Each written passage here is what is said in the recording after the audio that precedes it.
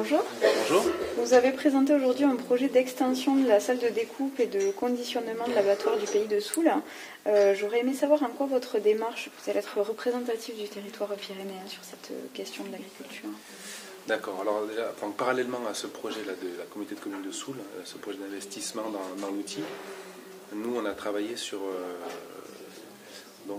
l'accompagnement des éleveurs dans le développement de démarches de vente directe de viande. En quoi ça peut... C'est typiquement une problématique de l'agriculture de montagne où aujourd'hui on a effectivement des solutions nouvelles depuis quelques années déjà, mais qui sont en fort développement, de nouvelles formes de valorisation de l'élevage, en circuit court notamment, mais pas que. Mais en tout cas, où on a un secteur de l'élevage qui s'investit de plus en plus dans la transformation, la valorisation par la transformation et la commercialisation, la maîtrise aussi de ces débouchés. Ça, c'est des enjeux qui sont à l'échelle du massif. On sait que ça existe sur beaucoup d'autres territoires aussi.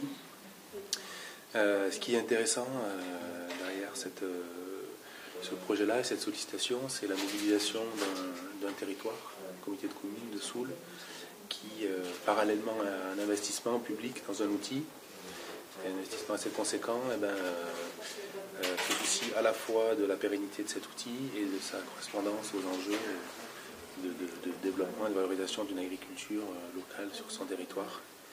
Voilà, ça c'est assez exemplaire, représentatif et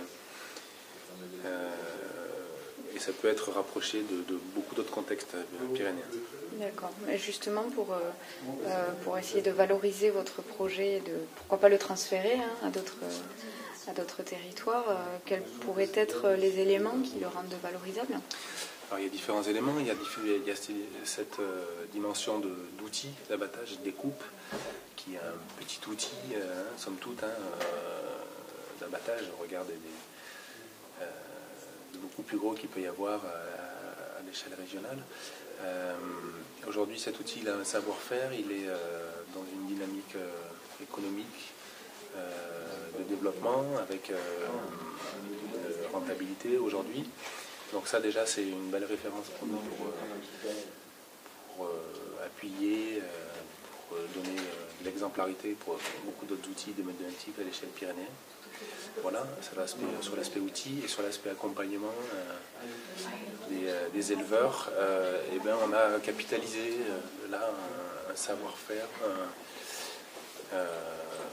des éléments et des référentiels aussi, et une méthode de formation de développement, en ayant qualifié aussi des intervenants qui peut tout à fait être reproductible, d'ailleurs qu'on envisage et on a déjà des sollicitations pour la reproduire auprès d'autres groupes d'éleveurs sur d'autres territoires à l'échelle pyrénéenne, même transpyrénéenne, parce que voilà, en Espagne aussi on a des sollicitations pour transférer ce savoir-là. Merci beaucoup. Je vous en prie.